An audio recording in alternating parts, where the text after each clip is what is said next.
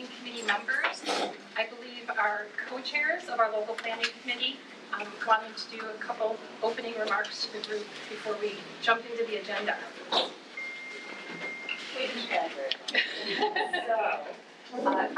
Welcome everybody to the first local planning committee, to committee members and guests and community. It's nice to see all these faces here.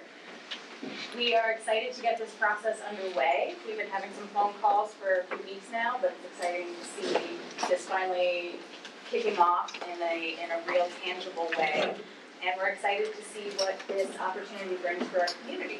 So welcome again. We hope to see your faces throughout the process and hope to hear all of your ideas and input on the downtown revitalization initiative.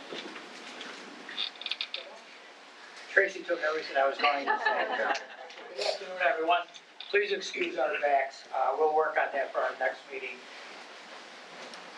I guess what I'd like to say is, this is an awesome responsibility that we're about to undertake. Receiving $10 million for Auburn, the city of Auburn, downtown.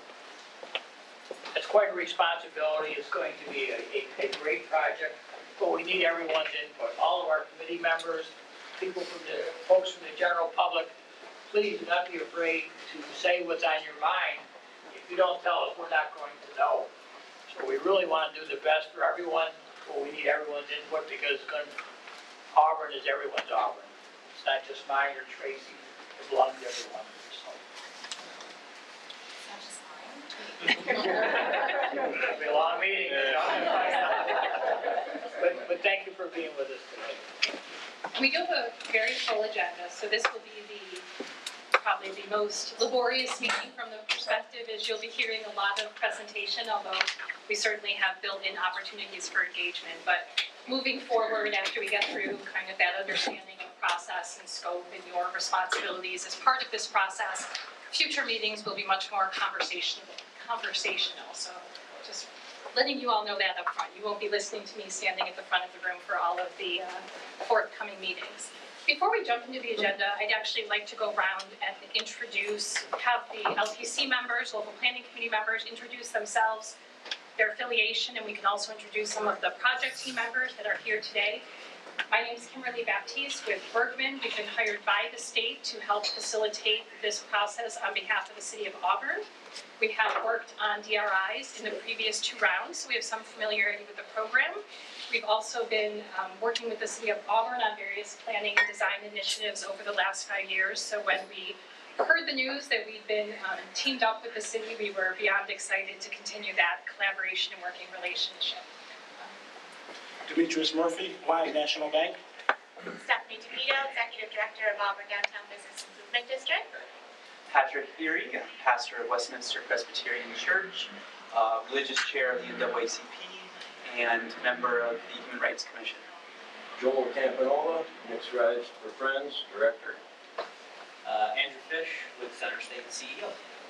Brian Durant, President of Cuba Community College.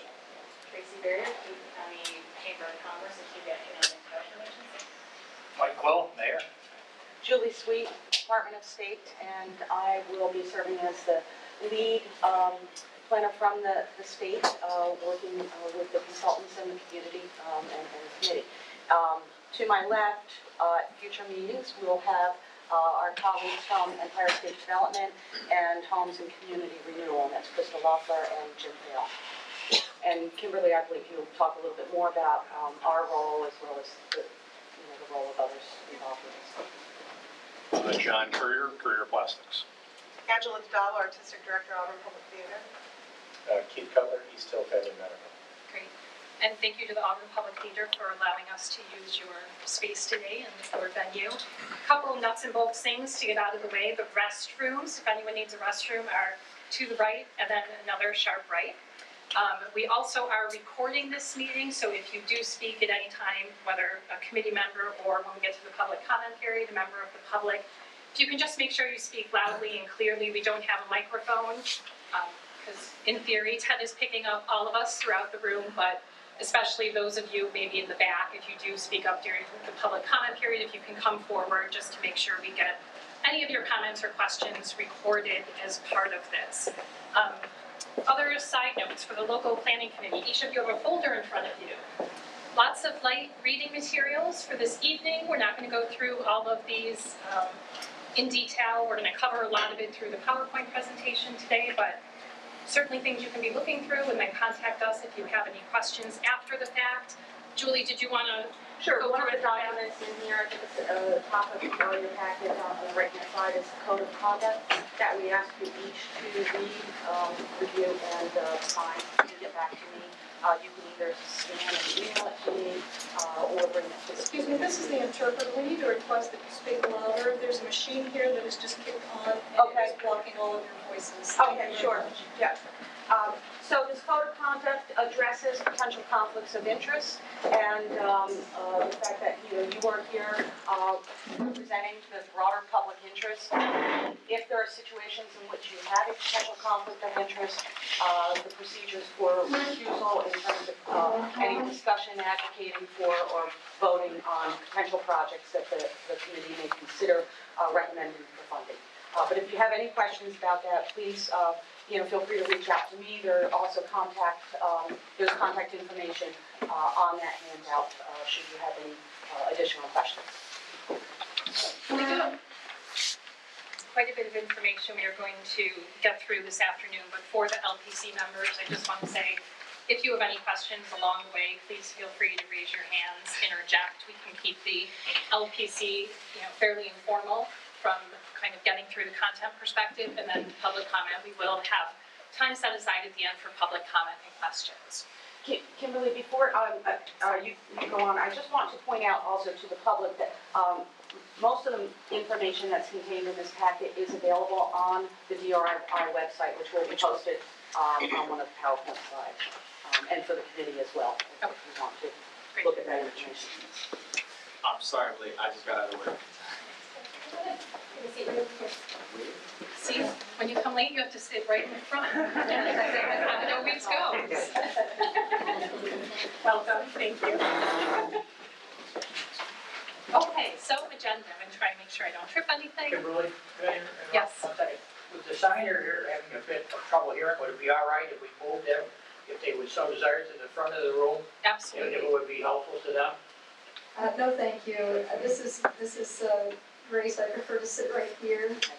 If the interpreters are in the front, it's too far for me to see them. So thank you very much for the offer. Thank you. Okay, so we're going to do some more detailed introductions about the entire team this afternoon. Get into more detail. By now, you've heard all the buzz about what the Downtown Revitalization Initiative is. We're just going to give you kind of a quick overview for those of you that maybe aren't as familiar with the program, and then get into some of the details specific to the Auburn DRI project. So what is the process?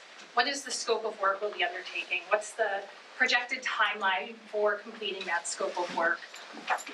City of Auburn, isn't starting from scratch. Certainly with this initiative, a lot of great planning and design work has already been done, and a lot of thought has gone into the projects that were included in the city's winning application. So we're going to turn it over to the city a little later on in the presentation to talk a little bit about that planning background and some of the initial projects that have been identified.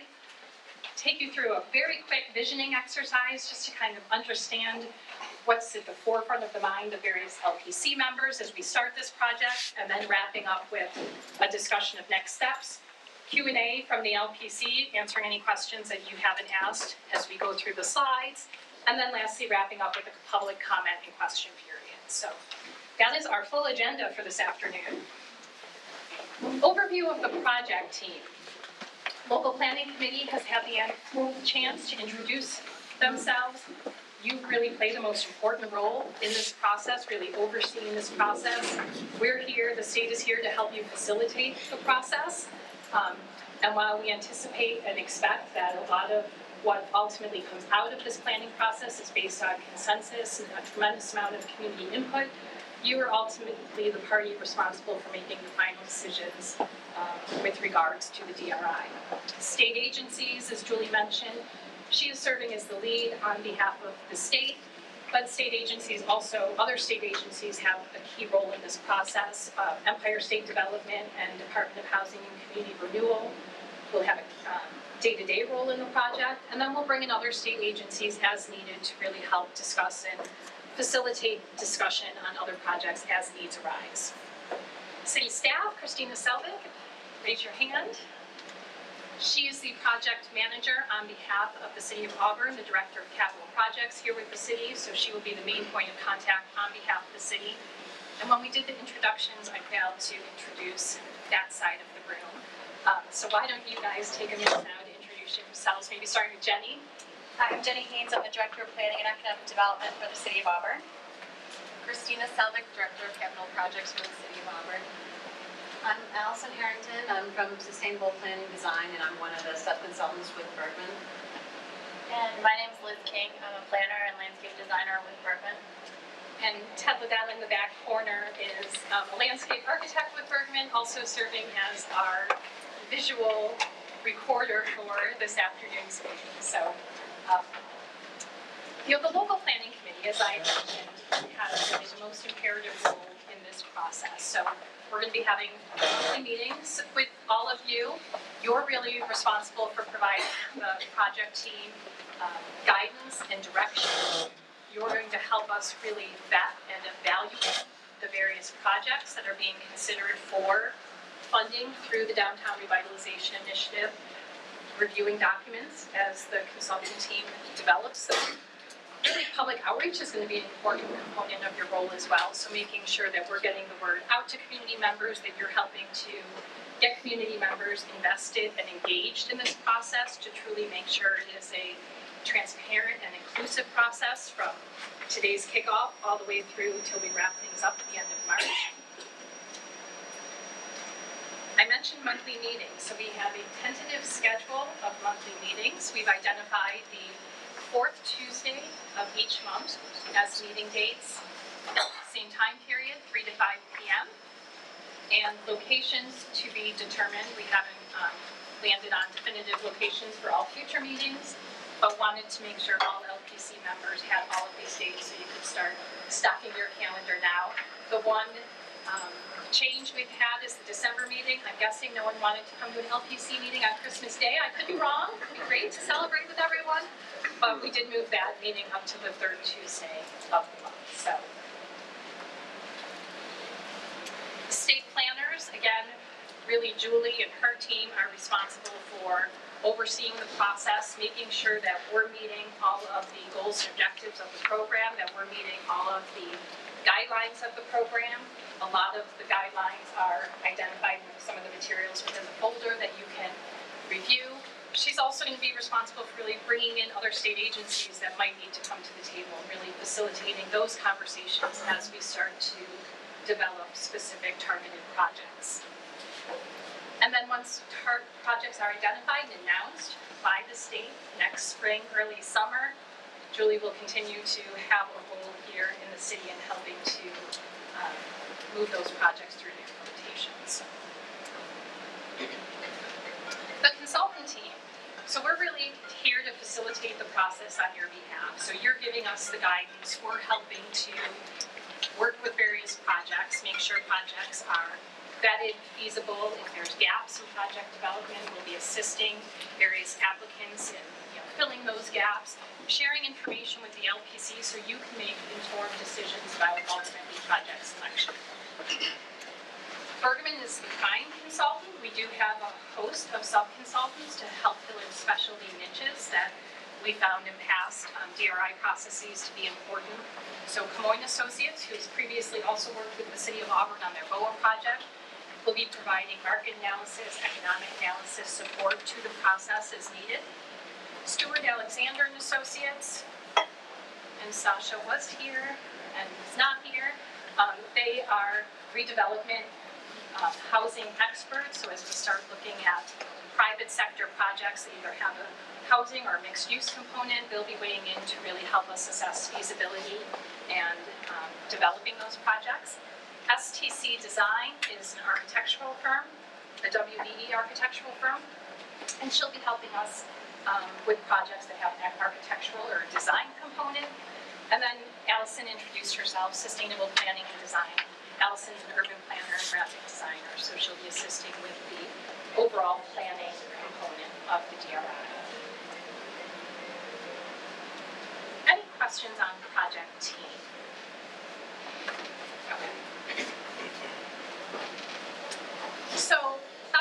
I'm sure, especially with the excitement building here in the city of Auburn. I'm sure everyone is fairly familiar with the Downtown Revitalization Initiative process at this point, but this is round 3 of the program. So the program, this is the 3rd year that the Downtown Revitalization Initiative has been in place within New York State.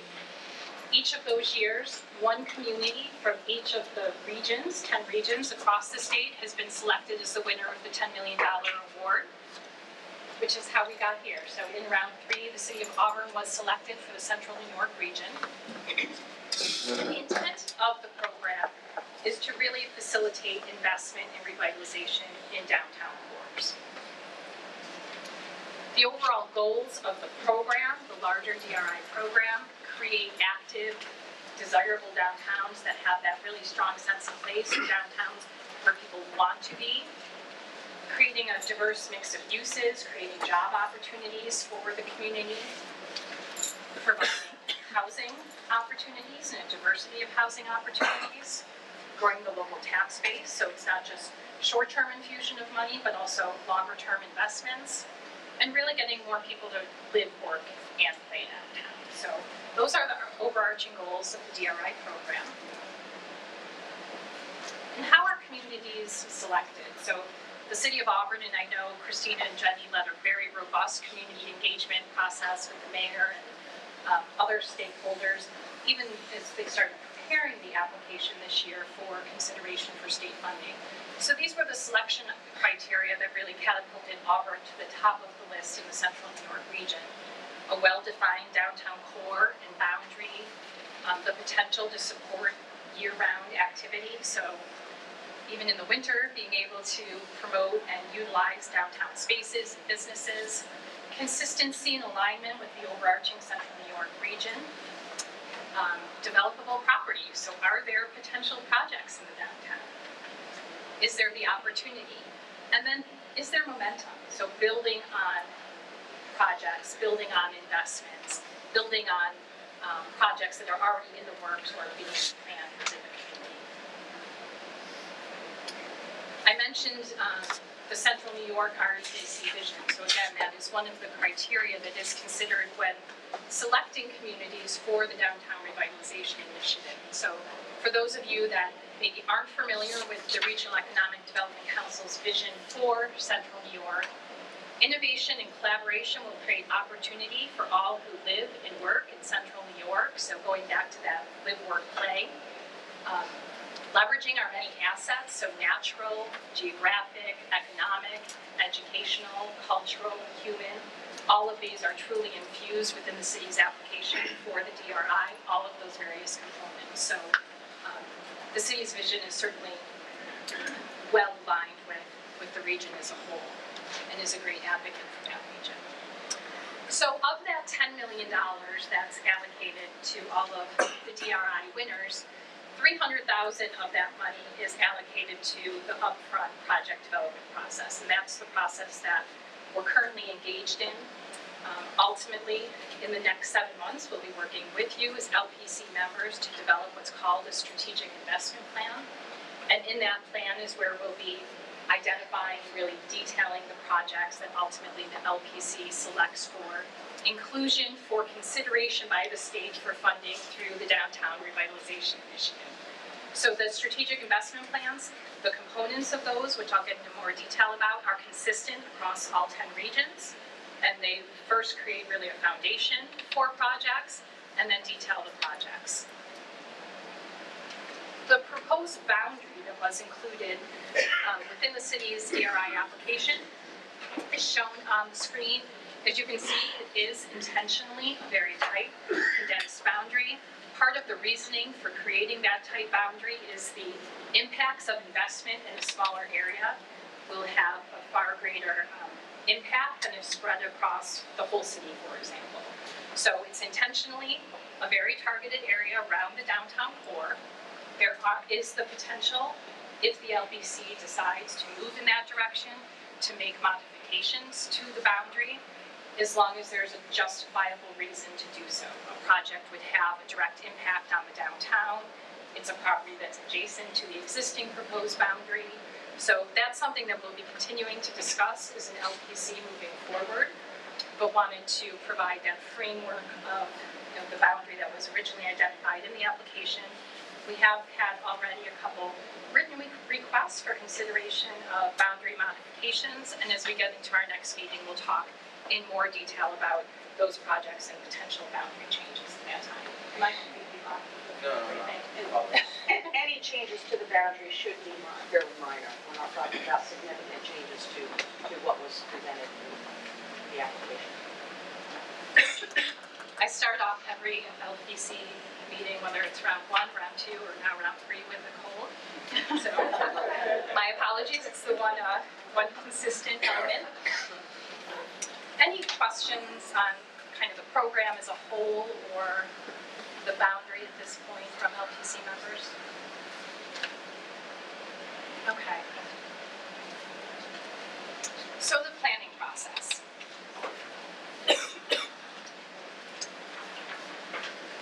It's really kind of 5 key elements, if you could condense the next 7 months into 5 key areas. There's visioning, and I'm going to actually talk about each of these on the subsequent slides. Visioning, where are we now? Project identification and development, project prioritization, and then ultimately the strategic investment plan, which is the deliverable that the LPC submits to the state for funding consideration. So visioning, City of Auburn, again, given the robust engagement that's already taken place, the city has developed a vision statement, which is here on the bottom of the screen. Through this process, we certainly don't want to reinvent the wheel. A lot of work and thought has already gone into visioning here in the community. We are going to confirm with the LPC the vision, confirm the goals and objectives of this process, but don't anticipate that this is a laborious component of the overall process for the LPC. We are in the process, the consultant team, in developing a downtown profile. So this is essentially the piece of the project that says, a snapshot of where the downtown is today. So looking at socioeconomic conditions, looking at housing, looking at markets, looking at transportation. Again, the city has done a lot of planning. The Brownfield Opportunity Area project that was wrapped up a year or 2 ago overlaps significantly with the DRI boundary. There's a lot of good information to build upon, but ultimately we'll be creating the downtown profile product that will give you a snapshot of, okay, here's our key opportunities, our strengths that we really need to think about leveraging and taking advantage of as we start considering projects moving forward. And then there's the project identification and development, and obviously this is kind of the critical piece of the overall process. Eligible projects fall into 4 different categories.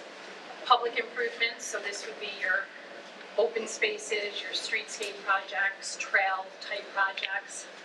Development and rehabilitation projects, so these would be a new building going up on a vacant site, the adaptive reuse of an existing building for a new purpose. Revolving loan fund or grant, sometimes in communities when there's smaller project opportunities, communities have created a grant or a loan fund, so different smaller projects can tap into that as a resource moving forward. And then branding and marketing, so helping, after we get through this process, helping to really get the word out that, Auburn is a great place to live, a great place to visit, a great place to do business. What is ineligible for DRI funding? There are set parameters. This is your planning process that we're engaged in now. The DRI funding will not fund additional planning. So the goal of this program is to identify projects that are ready to be implemented. So no additional planning work will be funded. Operation and long-term maintenance costs are not fundable through the program. Any costs incurred prior to the announcement of funding cannot be reimbursed through this program. And that's the announcement that comes after the plan is completed, not the announcement of the $10 million award. It's the announcement of the projects by the governor, which should occur next summer, early summer. Good clarification, thank you. Property acquisition, so those costs cannot be covered. Training and program expenses, And then any expenses related to already existing programs, which kind of ties in with that programming. These are intended to be, one-time funding to really kind of fill a gap in a project or to really catapult a project to project readiness. Public engagement. So public engagement is a really critical component of the DRI process. So we mentioned monthly LPC meetings. We anticipate at least 3 formal public workshops as part of this process. We do know that the first public workshop will be held on October 23rd at 6:30 p.m. So if folks want to mark their calendars now. That's also the date of our second LPC meeting, which will occur earlier in the afternoon. We've already started doing stakeholder meetings, so for each of the projects that we'll be evaluating and developing as part of this process, we, the consultant team, will be having one-on-one meetings, develop the various applicants to really understand the project, understand what additional services we can offer to the project to really help advance it, determine its feasibility as part of this process. 2 project websites, and I'll post the websites on a later slide, but the state has a DRI website that has a variety of resources and background materials on it. And then there is the local auburnsparks.com website, which has a page on that specific to the downtown revitalization initiative. So there are website kind of 24/7 portals, access to information on the process. We also anticipate the potential for focus group meetings as part of this. If there are key topic areas or themes that we want to really delve deeper into with the core group, whether that's arts and culture, history, tourism, whatever those themes are, working with you as the LPC in the city to identify those and identify potential participants in those focus groups. We've also done a bit of youth engagement in the past, which I always find very interesting. The youth really are the next generation of residents and entrepreneurs within the community. So we've had targeted meetings with students. We've made sure that invitations were sent out to schools for public workshops to try and get younger folks at those meetings. But it's a great way to get some additional feedback. And what we found is they really bring some unique ideas to the table. And at the same time, a lot of their ideas are very consistent with what we're hearing from the general public or committee members. So opportunities there for making sure that students and other youth groups are involved in the process. And then as part of the project website, we might be developing and we'll work with the LPC through this process, online surveys. So it's another platform. If someone's unable to come to a public meeting or isn't comfortable sharing their ideas in a public setting, we can provide other tools and mechanisms for them to be able to provide comment and input into the process. Timeline. And this timeline only depicts getting to the plan, so the strategic investment plan. Implementation, the identification of projects that are going to be funded by the state, all of that happens post-March. So I don't want folks to think that they're going to know which projects are funded when we get to the end of March. This only gets us through the development of the plan. So 6 months might sound like a long time, but I can assure all of you that it all happens and comes very quickly, especially as we start to get into projects and you're getting to the point where you're prioritizing and making decisions about which projects are ultimately going to be included in the strategic investment plan. If timelines fall similar to the first 2 rounds, the plan gets submitted March, April, announcements tend to be that summer, contracts, sometime in the next year, right? Unspecified. So really March is the one deadline that we are confident of and sure of as it relates to this process. We have been working with the city and the co-chairs for the past really 6 weeks. So we've already done site visits, toured a lot of the existing project sites. We've completed all of the existing conditions mapping. We're almost wrapped up with the draft downtown profile, which you'll all have the chance to review and provide comments on. We've drafted a public engagement plan, which we'll be sharing with the LPC. We've drafted an open call for project proposals, which I'll talk more about in just a few minutes. The website's up and running, auburnsparks.com, and then stakeholder meetings are ongoing. We've met with a handful of stakeholders, and we're actually meeting with 7 or 8 more tomorrow. So we've been pretty actively engaged here in the community for about 6 weeks now. It's a lot of information. Any questions about scope, process, timeline at this point? We tend to not get many questions at the first meeting because we just bombard you with information, but you'll have questions. So building on a strong foundation, and I'll let Christina take over from here.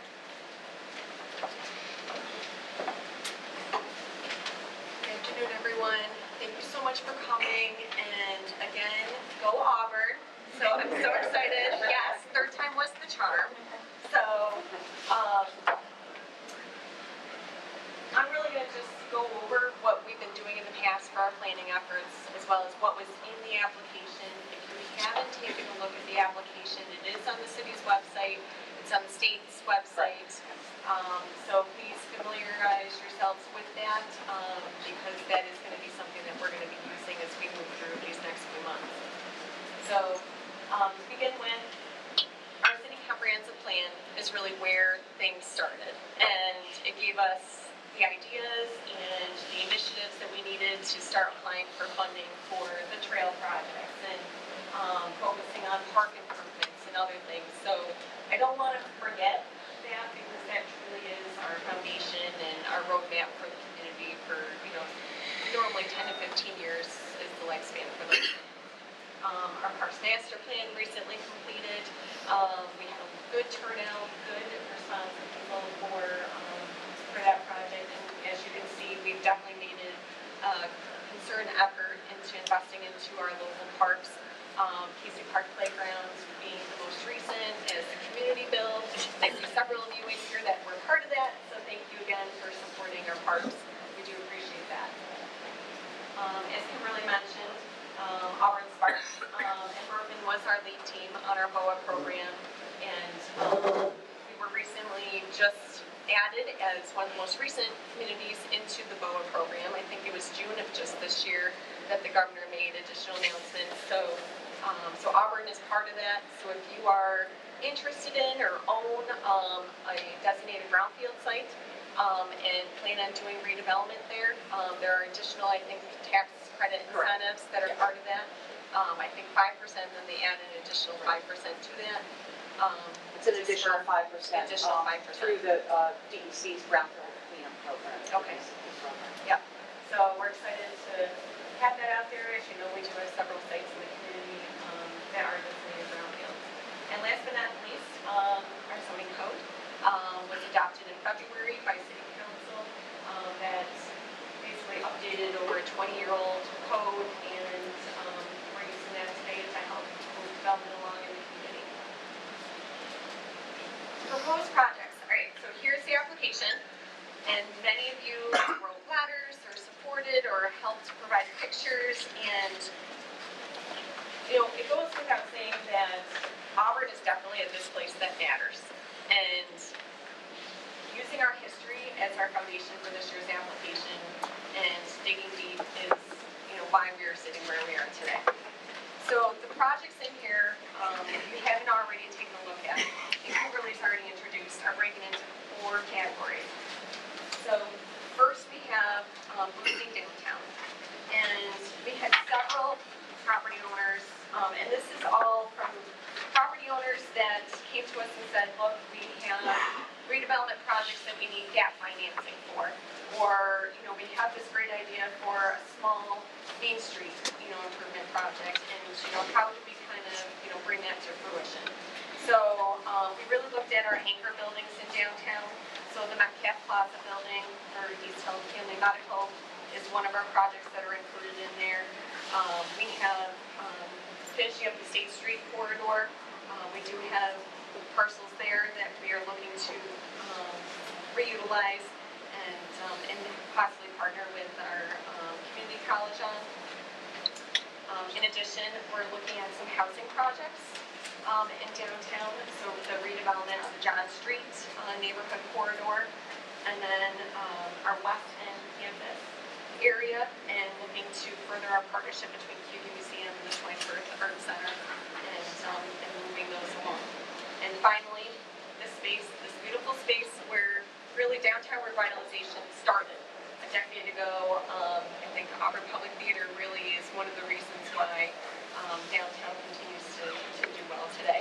So we want to keep them going and spur their development efforts as well. So that's our boosting the downtown. Branding and marketing. Everyone needs to know who Auburn is. And without, expanding our efforts for marketing our community, we want to increase that visitorship.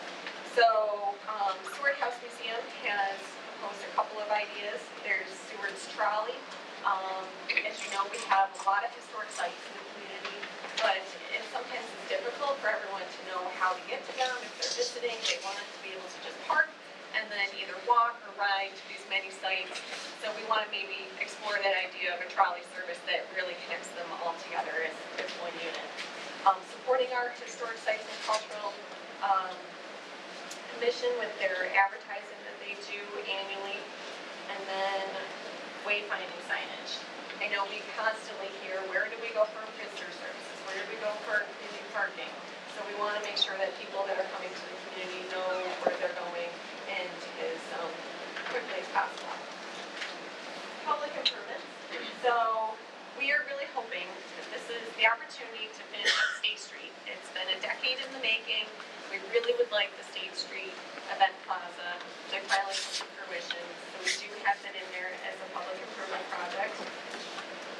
West Genesee Street, as you all either have experienced or know, is under construction, but that project limit ends at North Street, South Street intersection. So what about East Hill? We want to make sure that we're including East Hill in our road improvement projects. So we do have streetscape improvements included for East Hill. And then finally, we really would like to look at our public safety and the needs that they have for in the 21st century. Things are changing out there. We want to make sure that they have the best space available to them for emergency centers and response to the community when needed. So we're looking at relocating our fire department over to the Seminary Commons area. Kimberly mentioned loan funding.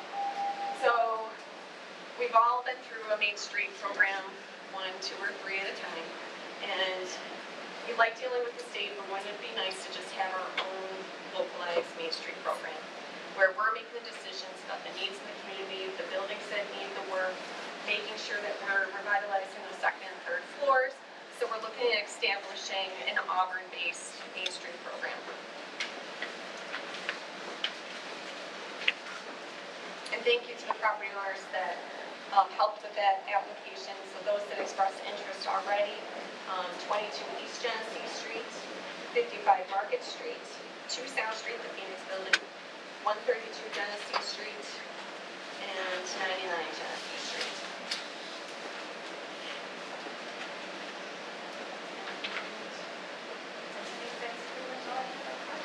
What's next? Just the map showing where they all are. Great. And the color coordination, the red is showing, as Christina walked through those 4 categories that the projects were broken into. The red is depicting potential grant fund projects, the green public improvement projects, the blue, the boosting downtown projects, and then the orange, branding and marketing, which is kind of really all over, right? It does not have one geographic location, but we gave it one for the purpose. Any questions on the application? Great. Okay. Thank you, Christina. You are welcome.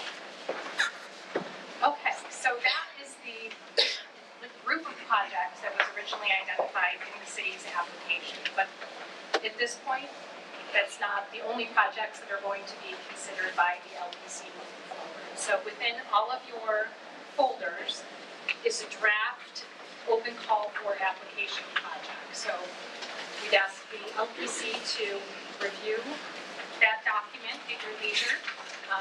Let us know if anything jumps out at you, if you see anything that you feel needs to be changed or considered as part of that document. But we would like to make that available to the public to submit additional projects as soon as possible. So we'll be following up probably before our next meeting on that. So in the next day or two, if you have the opportunity to review that, that would be great. The open call for project application will be available by hard copy in City Hall. It will also be available electronically as a fillable PDF, so it can be fully done online on the auburnsparks.com website. So there'll be two ways to get the application, and then electronic submittals will come to the project team. Hard copy submittals will get submitted to Christine at City Hall, and we'll be kind of coalescing all the information and new project ideas that we get and presenting them back to the LPC at future meetings. So more to come on this. Okay, so yes. Quick question, is this a form or template that's been used in other BRIs? Yes. I've never done the fillable PDF before, so you guys will be my guinea pig for that specific piece of it, but I don't know if, Julie, if you've seen other Yes, I fillable work with ones. communities who use it like that. You know, they all vary. It's not a prescribed form issued by the state, but so everyone may do it differently, but pretty much this, you know, similar information, because this is the information that Bergman will need to start to review projects and compile project profiles. Did you mention the date? So right now we have a deadline for projects being October 19th. It's very soon. We recognize that, which is why we want to bring it up for discussion. On the flip side, the intent of the program is to have projects that are fairly ready to go off the ground. So wanted to get the committee's initial feedback on really how much time do you think is appropriate to give the community to respond to the initial open call for proposals. Does anyone have any thoughts on kind of time frame? It doesn't have to be an exact date, but is a month enough? Would you rather give 6 weeks, 3 weeks? I call them the co-chairs. What do you mean when a project is ready to get off the ground? From the standpoint of how much you get off? Is it just a concept level, or is it bid documents for? Well, once the open call for proposals is publicly available, you'll see the types of information that's needed. Some budget, even if it's a draft budget in place, financing, where's other money other than DRI money coming from? Does the applicant have ownership of the property? Are there any potential hiccups with regards to advancing the project? So typically, as we get through this, just because of the condensed time frame for this process, projects at this point are, maybe it's something that has been in the pipeline or been on the minds of someone, but just hasn't, needs that little kind of extra oomph or gap funding to really get it off the ground. So, yes, Andrew. It's been my experience with the DRI applications for proposed projects that come in outside of the ground. They need to be beyond concept, but certainly not the place where you have construction documents and it's fully vetted rendition, renderings and things like that. But from the LPC standpoint, there's a lot of work that we do on the back end as it relates to reviewing these projects and asking for further clarification and starting to prioritize them. So, we want to make sure we're giving enough time for people to submit them and we're not shortchanging that process. We also have to be cognizant of the fact that March comes really fast. And there's work that we'll need to do in kind of putting that whole package together for the state. So, the October 19th might be a little quick turnaround, but I wouldn't want to necessarily say that that was fairly long. But again, so in March, you're still at a concept level, and then you're moving to construct the package for project once it's approved. if it were selected. So Correct. the deliverable that goes in at the end of March is essentially the projects that the LPC would like the state to consider for funding. The state will ultimately make the decision about which projects get funded. Once those projects are announced in the summer of 2019, then they would be advanced into the implementation and subsequent necessary design construction drawing Is there phases. a completion date for those projects that have to be completed by? Those would be on an individual to be determined basis. 18 months is a good rule.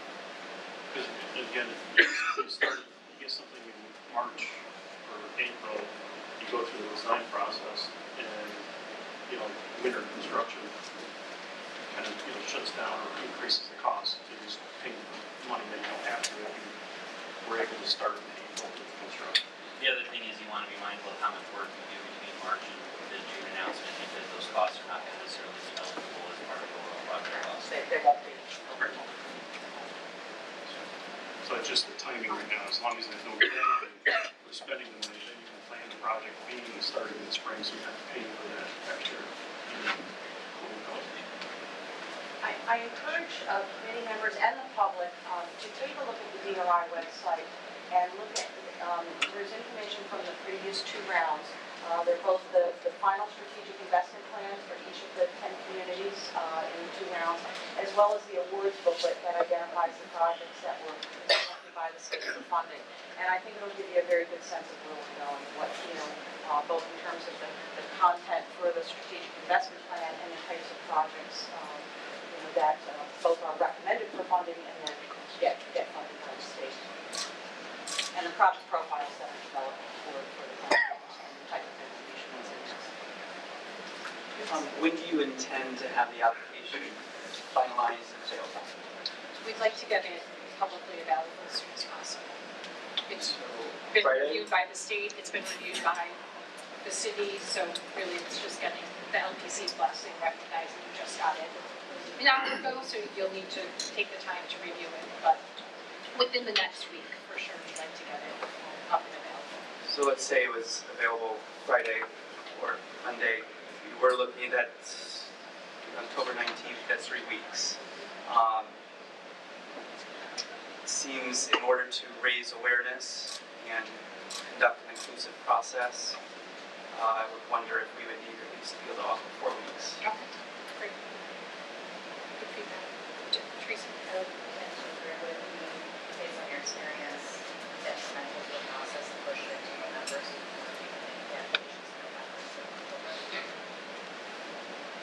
I would say early November would be my preference, just recognizing all the work that comes after that with the project development phase, but do you have any? I have no interest in that. I think that would be fine, but yeah. Maybe first week of November. But I think in terms of getting feedback from the committee on the draft document, maybe by the end of the week. And then And my email is in that document. If you can email if you have any comments or questions on it, if you email those directly to me. I would be comfortable with targeting November 2nd, Friday. Okay. Friday, Friday, Great. Was the 19th originally envisioned to discuss field and applications at the meeting? It was, but I think that that's fine. We'll have enough to discuss on the 23rd, even without some of those projects. But yes, that was the original impetus with that date identification. Once the document's approved, how do we get the word out? How is this announced? I'm sure the city will do a press release to announce it. And then it will also be, again, available via hard copy at City Hall, available on the project website, the DRI website. And then, the city will probably tweet and share in any way that they can. Jenny, did you want to add to Just that? another one. There are project owners that are here in attendance today that have been anticipating this application and they are ready to go. So we will be reaching back directly out to them as well, people that have contacted us already. So, How do we identify excuse me, how do we identify the stakeholders? Like who are, like, because you were saying that you guys have been meeting with stakeholders, like how are we identifying who those people are? So the initial stakeholders that we've been meeting with are those project sponsors that were identified in the city's application for DRI funding. So that's our initial list. As additional projects come in, we'll be reaching out to those project sponsors as well. Is that list a diverse list? Well, I'm a black business owner, so I'm trying to figure out what is the avenue to make certain that people that look like me know this is happening. Because I'm high profile and I didn't know this was going on. I mean, at this level. So I'm wondering how we are included in that. I would second that. And, for public workshops, we'll be working closely with the city to make sure that the word gets out that those workshops are happening.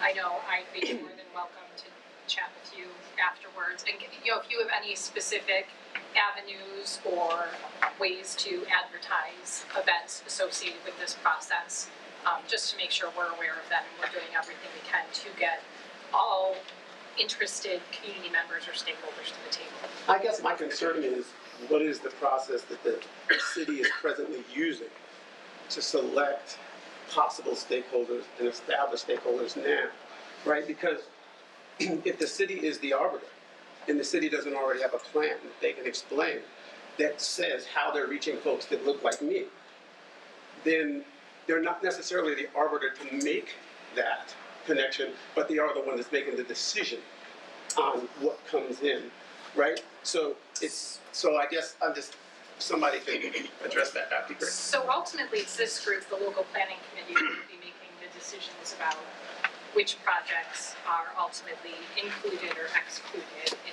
the strategic investment plan that gets submitted to the state. So it's not necessarily the city making that decision, it's the local planning committee is ultimately the responsible party for making that decision.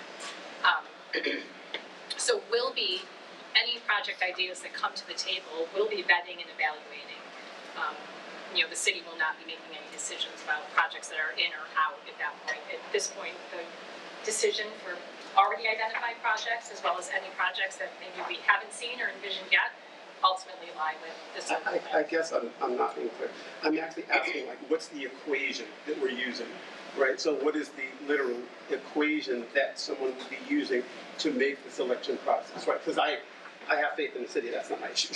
My issue is, what is the Pythagorean theorem, if you will, that we're dropping the integers in to get that outcome, right? Because, because I want to make certain that folks that look like me are part of that, and presently, I mean, I know everyone, but I'm not part of that, you know what I mean?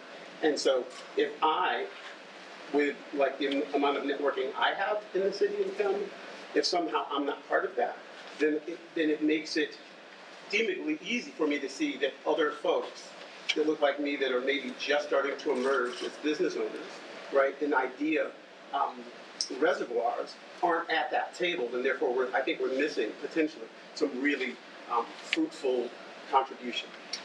So your concern, just to make sure I'm actually answering the question one of these times, is it how are projects being evaluated by this group, or is it more how is the word getting out to stakeholders, or is it both? I would say both. What is the equation that we're using to identify stakeholders? Certainly folks that have already been identified in the plan, they're clear, right? So that's fine. But I'm talking about folks that potentially should have been included and weren't, from no fault, but because there wasn't a understanding of that demographic or a communication pathway for other demographics. And so I believe, outreach to date, and certainly through this process, will be through press releases, newspaper articles, information on project websites, information on the city's website, is the primary means to get information disseminated. And as I've mentioned, one of the roles of the local planning committee is public engagement and community engagement, and making sure that all of you are doing what you can with the resources that you have in place and with the connections that you have to make sure that the public is aware of the open call for projects, upcoming public workshops. So that's why we really rely heavily on the boots on the ground of the local planning committee. From an evaluation criteria, ultimately the state, does have identified evaluation criteria for projects, which we'll be sharing. They're outlined in the open call, and we'll be sharing with the local planning committee as we move forward in the process to make sure that all of you fully understand how you are to be evaluating projects. Catalytic potential, project readiness, consistency with the city's vision, consistency with the Central New York REDC's vision, benefits to the local community. So there's kind of a whole slew of evaluation criteria that ultimately, when vetting projects, will be taken into consideration.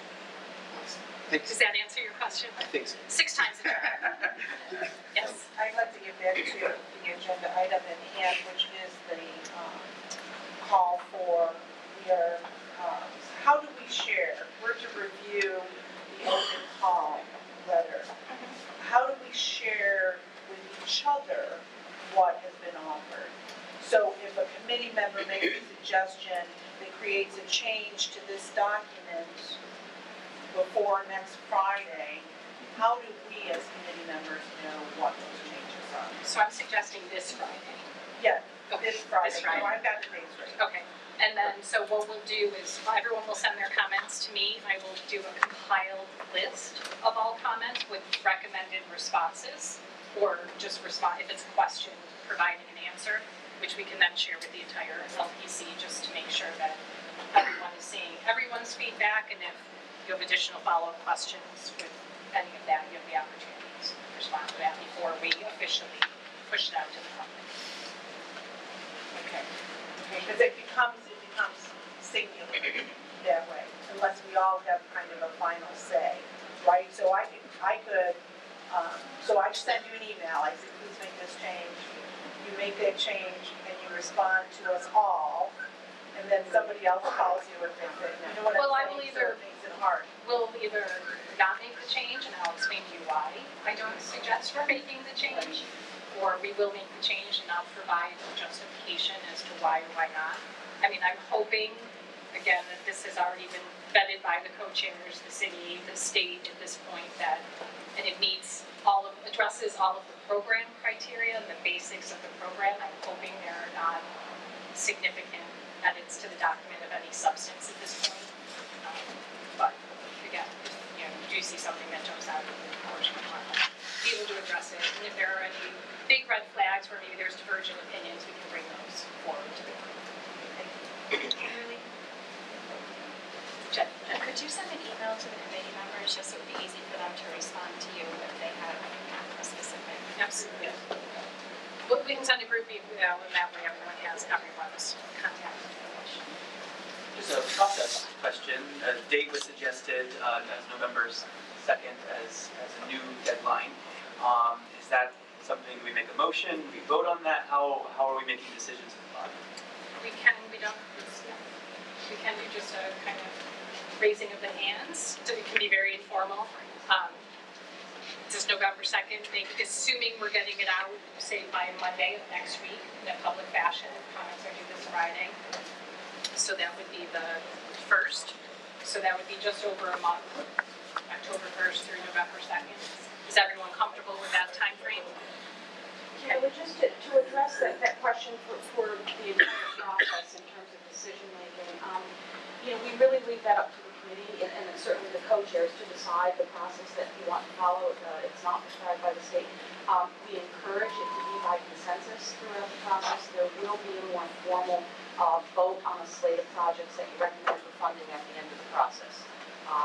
But it really is your call, and again, suggestions to try to keep it to consensus. And that's worked very well in all of the communities I'm familiar with. And I saw a lot of nodding of the head, so. So hands, everybody's just for the second. November 2nd. All yeas, no nays?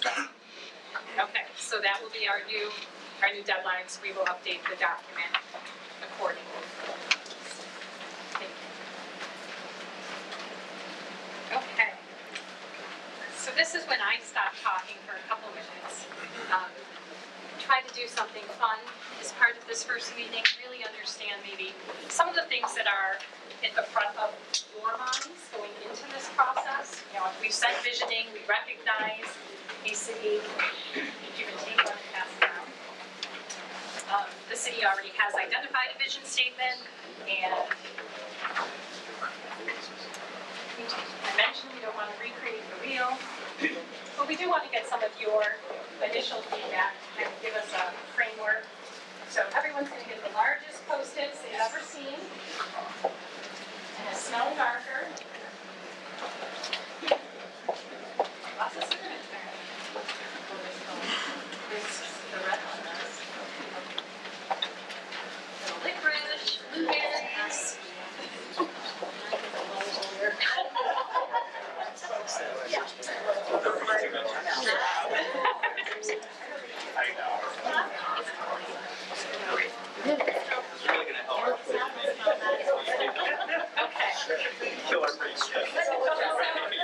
Luckily for all of you around the table, normally I make you get up and you have to put things on the wall, and because we've had such a great turnout from the public for this meeting, we're going to take a slightly different skew on this. So you're going to do your assignment in a minute, and then we're just going to come around and collect your giant postage. You don't have to get up and walk around the room.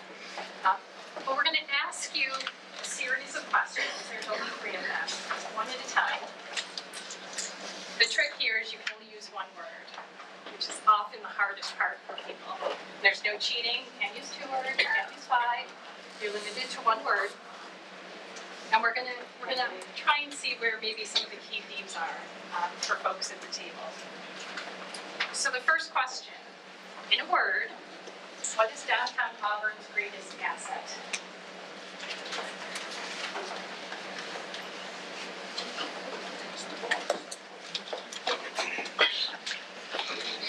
No looking at the Wegmans?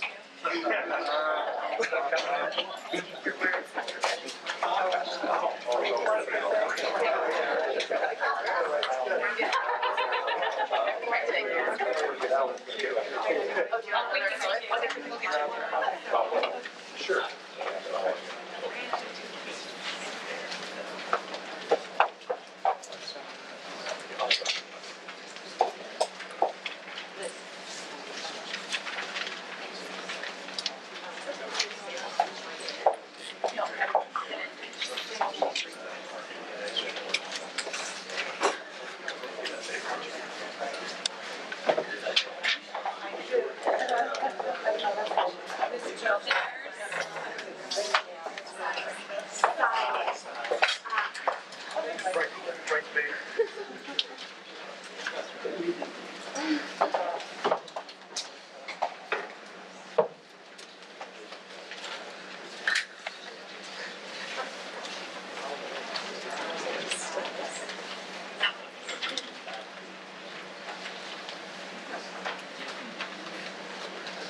Okay, so did everyone do, oh, no.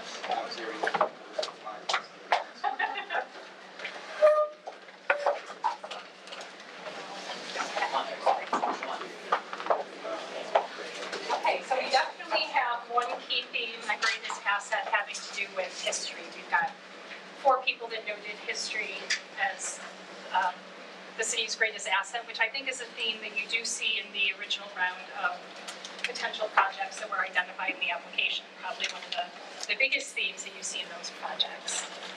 Size. Who wrote size? Tell us more, Angela. Well, it's small, and it's walkable, and it's tremendously to me compared to other cities, it's related, and I think that's. So the small condensed size, which is one of the things we talk about through the DRI, the importance of having that. We had a couple people say people, and then someone specifically went a step further and said youth. Who wrote youth? Tell me more. That's our future.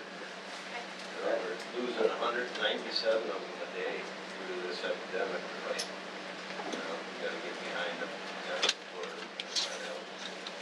Great, thank you. Activity and vibrancy. A couple two geographic oriented ones. So location and river. Location. Ray. Yes, it's, to me, it's centrally located, you can get to it anywhere. Everyone knows where it is. It's just like the center of all. And then river. Who wrote the river? What do you love about the river? It was formerly known as the Wasco Outlet, which was terrible.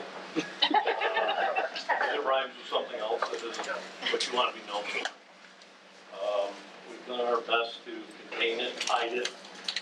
I think it's a great natural resource that is very underutilized. I think you can envision parks, concert venues. I'd like to see it. I don't know of a lot of communities that have a river running through their downtown. Okay, great. So something to be thinking about. Okay, perfect. Question number 2. Everyone has their Post-it and a marker. In a word, what is the greatest challenge facing downtown Auburn today?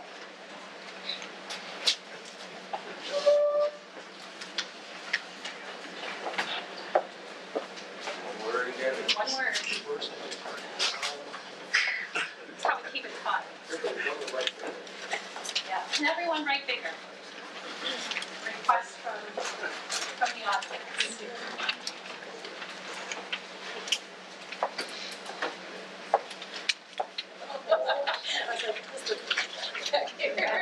Really? Is reverse angle parking all one word? People do try and get creative.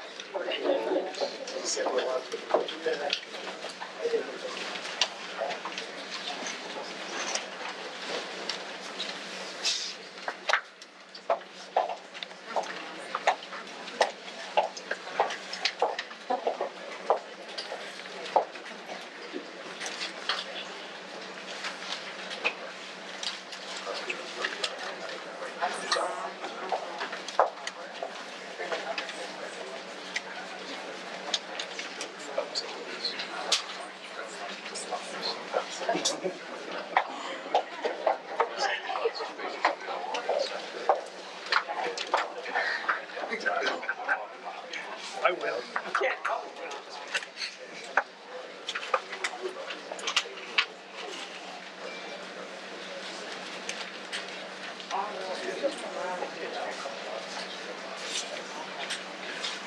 do we get everyone?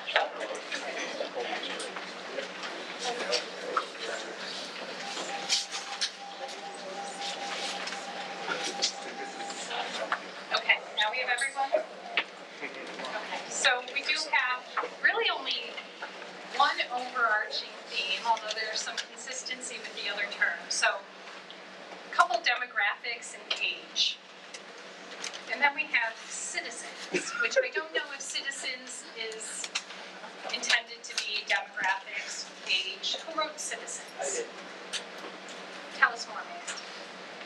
The mayor, if I were to move this water bottle from here to here, we'd have 3 phone calls, 6 letters. Just, in my own opinion, I believe people get set in the way they've lived forever, for life to life, and we change it just a little bit, try and improve life for everyone, and it affects them, and they're not happy about it. So it's good to be vocal and to understand where they're coming from. But most times, it's not always for the best. Okay, so I'm actually going to move your citizens to attitude, clumped with attitude and self-esteem. So who wrote attitude? Is your thought consistent with what the mayor just? It's not just a negative resistance to change, it's also sometimes an ability to see the value and the great things that are happening. The renaissance that this community has experienced over the last 5 years is stunning. And we can still talk to people on the street who still talk about what it was 40, 50 years ago, and not realize that the world is different now, and what Auburn has is unique and exceptional. Great, thank you. And Angela, I'm sorry to pick on you, but I know you were self-esteem. Is that consistent with that messaging? I grew up here, specifically at my paper route was downtown Auburn. 1970s, and it was the tail end of being a robust place. And so as I went off into the world, I had tremendous pride of place in saying that I was from Central New York, and I moved back, and I feel like there's a whole new generation who is like Auburn. And I think, what? That's not right. As Andrew said, this is such a great place.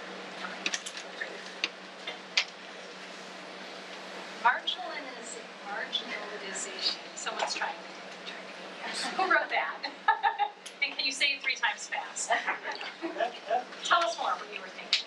So as a pastor of a downtown church, I see a lot of people who are struggling and are not necessarily benefiting from the wonderful advances that are happening in our community, and whose voices are not always heard and are often rendered invisible.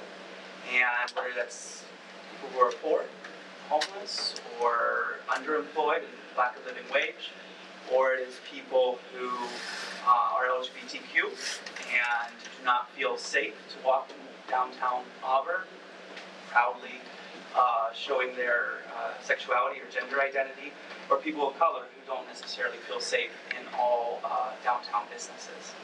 And so I think that there are people who are existing on the margins and aren't always thought of or included in the advances of the city. Great, thank you. So someone wrote uniqueness, which I look at that word and I'm thinking positive, but in this instance someone wrote it as a challenge. Who wrote uniqueness? I almost wrote competition, but I think the challenge is to provide citizens and visitors with an experience different from somewhere else. Good clarity. We've got parking a couple times, which I'm not sure I've ever entered the downtown and not seen parking, so I understand. The money to pay for all of the improvements that we want to see, and I'm guessing funding availability. Who wrote the money? Was that? Okay. Retail, lack of retail? Stephanie? Yeah, retail, we definitely need that in our downtown area, and it's really a tough nut to crack. We keep working, hard on it, and slowly but surely, we're getting some nice retail for the vision that we have for our downtown. It's important for tourism. And someone wrote another kind of retail, bars being a challenge. Who wrote bars? Tell us more what the issue is there, what the concern is. Well, as a younger person in here, when I think of downtown, that's really all I think of is bars like this. I would like to see more like family-oriented stuff being downtown, but when you walk through downtown, it's bar here, bar there, winery here, it's bars everywhere. There's no, like when you brought up the youth, there's nothing for the youth to do downtown. It's just bars and things. And then the last one, emptiness. So vacant storefronts, was that vacant upper stories? No. People living in our core. We need people to live in the core of our city. And so when above some of our retail businesses, there's no apartments. I think that people want to live around the vibrancy that they're looking for. Live closer, live more economically, right? So even though we have full storefronts maybe, or we're getting full storefronts, we don't have living spaces. Okay, great, which goes with that, live worth playing. Okay, one more, then you're, if you don't have a post-it, grab one more. Last question.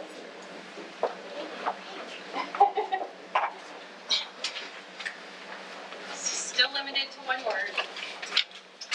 In a word, how would you like to be able to describe downtown Auburn in 5 years?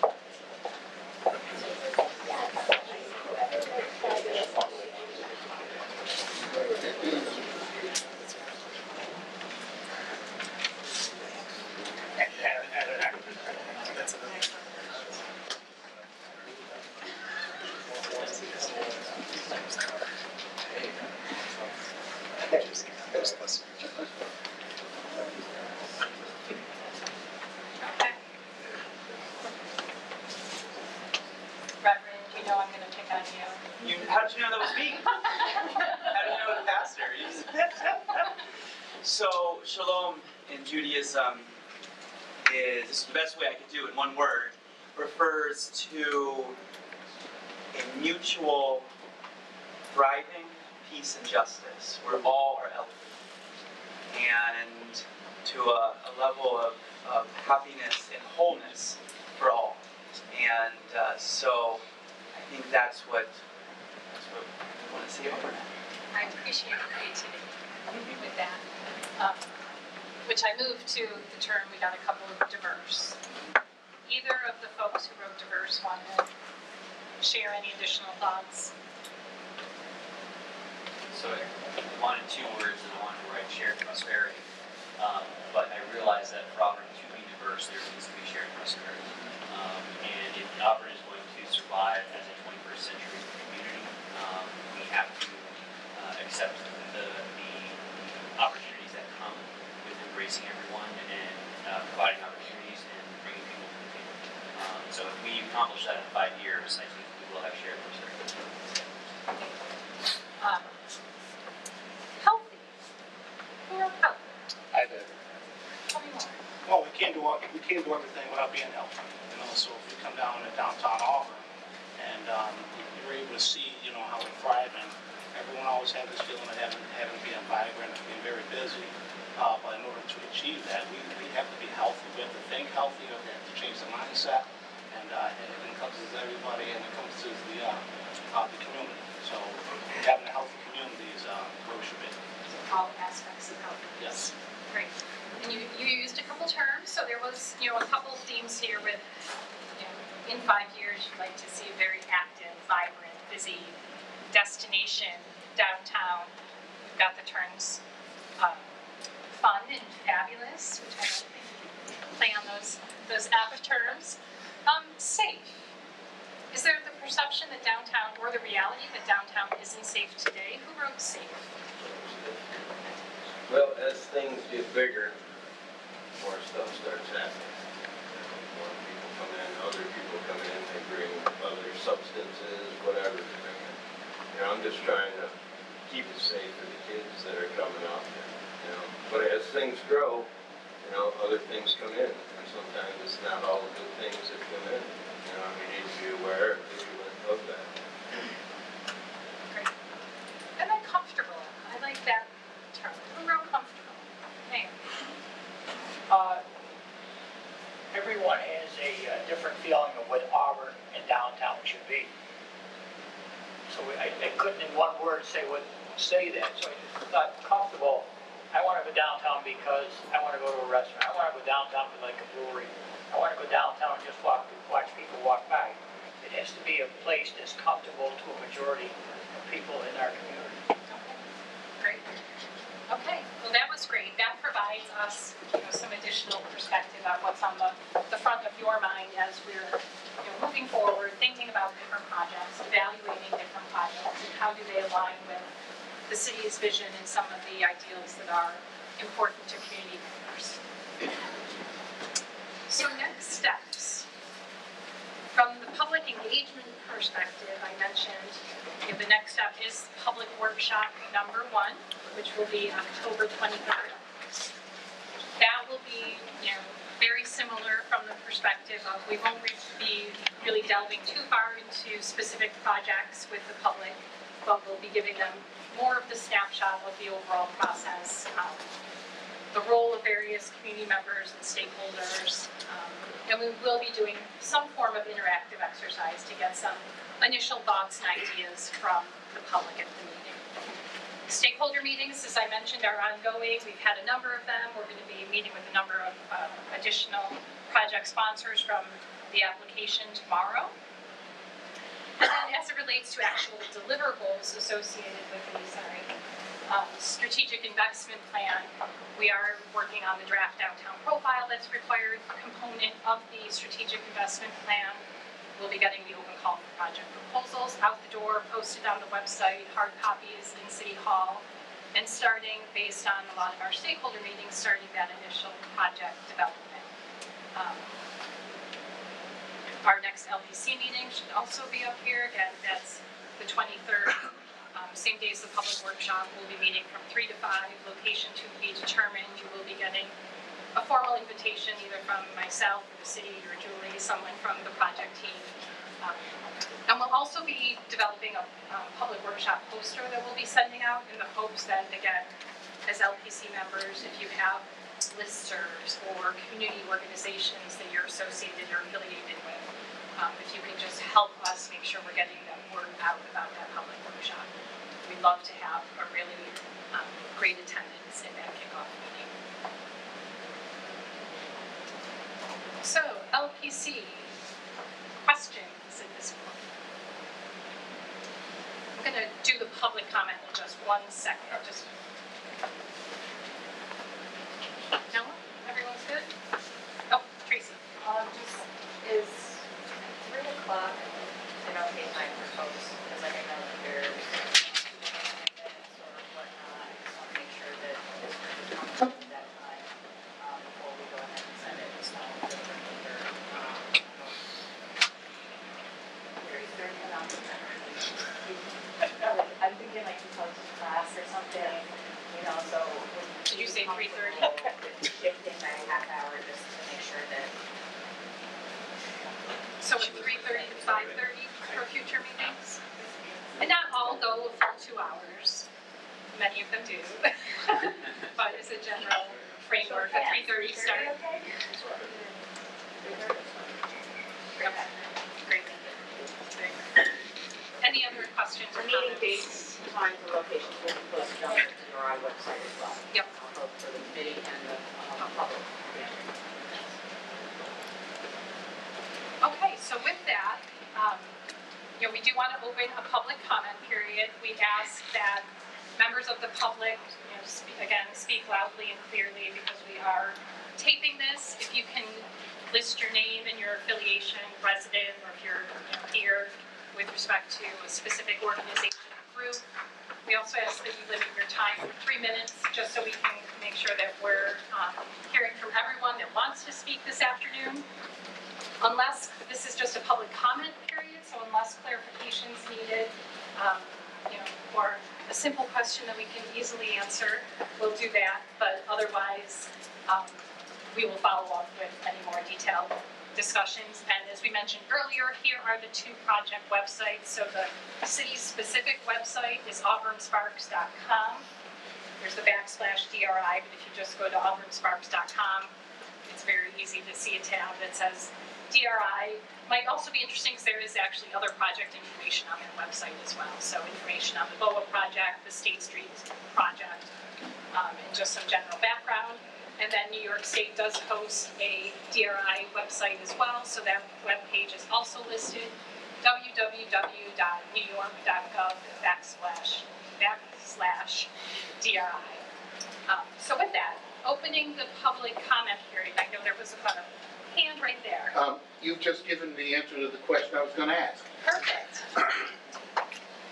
Yes. Just a clarification on, you mentioned that your firm will assist property owners in putting together some numbers and figures. Is that coming out of the 300K? Yes. 4 projects. So as we go through this process, we're identifying holes, in initial projects. If it's a project that the LPC is supportive of using the project resources for, recognizing they can't do everything. So for those projects that the LPC supports and wants the consultant team to further vet and develop, we will be providing some additional planning, design, architectural development services. But just up to the point of the application, not the construction document. Correct. Only for what the information needed to support this project profiles, the strategic investment. Other comments or yes? I guess I'll say it anyway. I'm Marlene Ryan from Orchard Street, where we recently had an $11 million revitalization and has helped. And we are in close proximity to downtown, which is one of the reasons I advocated for my neighborhood. In fact, this week we're having a meeting on Thursday night outside at 5 o'clock if anybody can attend. But anyway, getting back to downtown and the proximity of our neighborhood to downtown, I enjoy coming down and watching. They're looking at the nice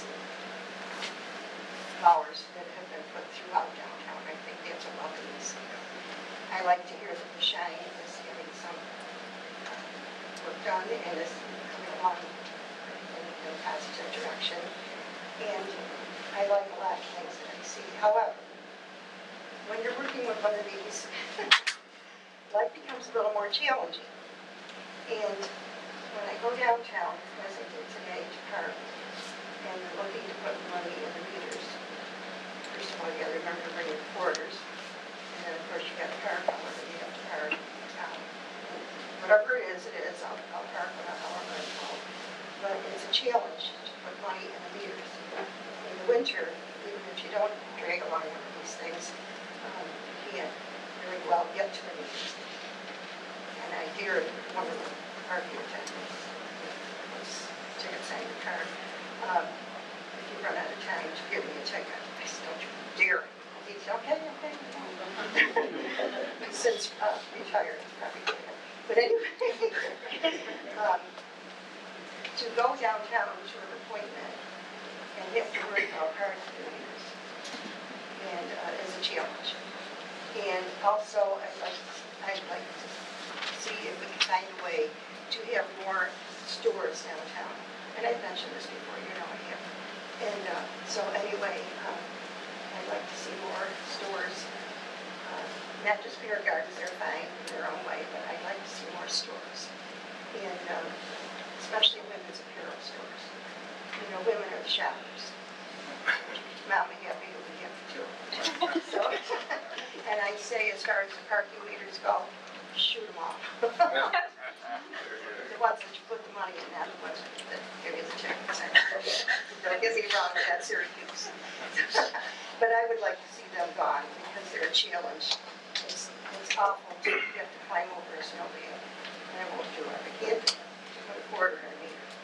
And then guess how long you're going to be somewhere, especially if you have a doctor's appointment. So anyway, it's my Great. It's Thank my you for your comments. today. Thank you. Anyone else from the public, comments or, yes? Is there a list of stakeholders, and is that list finished, or is it open and growing? So the initial round of stakeholders are project applicants that were listed in the city's application. So all of those entities that are affiliated with various projects are identified in the application. So that's a resource to understand that initial list of stakeholders. And then that list will potentially grow with the open call for projects. And then in the future, as we start thinking about, whether we need targeted focus groups, as we start to get into projects and really the prioritization is the LPC will determine whether we need additional stakeholder engagement in the form of subcommittees or focus groups that are targeting and really spending their time thinking about, specific themes or target areas. This is more question, but I'm sorry. Just for clarification, even though a project was in the original list for the application, that does not actually guarantee that it will be on the final prioritized projects list, correct? Just wanted to clarify that.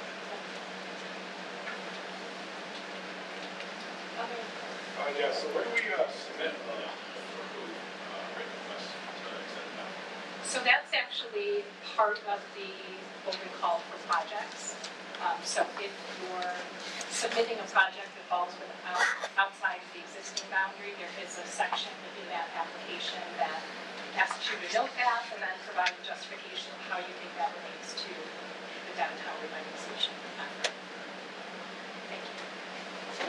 Can people identify themselves? Oh, yes, sorry. Dennis Kelly, a business owner here.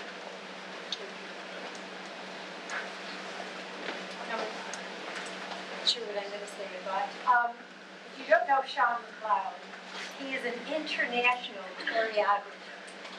And for him not to know that this is going on, or for us in this beautiful project, not to give him recognition, not only recognition, but to tell people that from Auburn, New York, came Sean McLeod, and came another man, if I may, Theodore Willard Case, who in 1930, every motion picture company in the world was using his sound on film invention, which he created.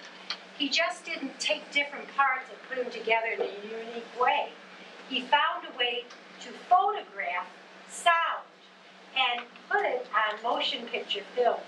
So in 1930, every motion picture company in the world was using the sound technology that was created, developed, and perfected by Theodore Casey, who, like Sean, is from Auburn, New York. We have international choreography. We have the inventor of movies, like Cooperstown, where you think Cooperstown, you think baseball. Think Auburn, New York, you think movies. Everybody enjoys movies. So if somehow we could integrate the great talents of these men in our projects that I don't think have been spotlighted enough, then people think of Auburn, and we do think safe, we do think comfortability, but we can think more directly as being a destination in these areas. Thank you.